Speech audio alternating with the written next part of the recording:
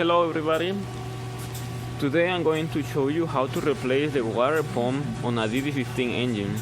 The reason why I'm going to replace the water pump is because it's leaking coolant. As you can see, it's leaking some coolant out. You can see the bottom, a lot of coolant. So the first step is to drain the coolant. While the coolant is being drained, I'm going to remove the CAC hose to have more room to remove the water pump by removing these two clamps using a 1/2 inch socket. Okay, now we have more room to work. The next step is to release the tension from the belt.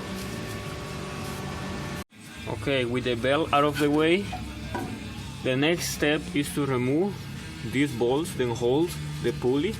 These are 5 bolts, 13mm bolts. Okay, the water pump pulley is completely removed. Now we have full access to the water pump bolts. There are 9 bolts, 13mm. I'm going to remove them. Now I'm gonna use a screwdriver to break the seal that is still holding the water pump on place. Okay, the water pump is out. We need to clean the seal, remove it from here because it's stuck. I have the water pump here. As you can see, there is a piece. There is something here. This is from a coolant level sensor. It got stuck on the water pump. So maybe this is the reason why the water pump went bad. Anyway, I'm going to replace it with a new one.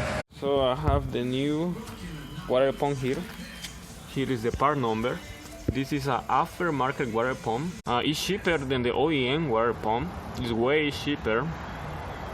But if you're still interested on OEM water pump, here is the part number of the brand new OEM water pump. So I have the two water pumps here. I'm going to check them to see if there is any difference between them. I know there is no difference. So I'm going to install the new gasket. Okay, with the gasket on place, the water pump is ready for installation. All I have to do is to align it in the correct position and insert the bolts. Okay, the water pump is on place. The bolts are tight.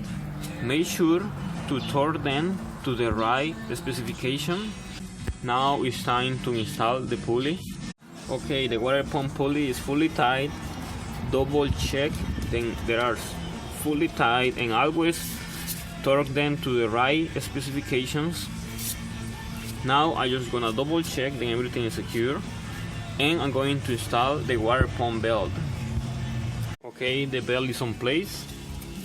Now I'm going to install the CAC hose, and I'm gonna add the coolant to the system. Okay, everything is back on place. The hose is tight and the coolant system is filled. I just need to double check for coolant leaks around the area I work on, which is the water pump. If there is no coolant leaks, I'm going to start the engine.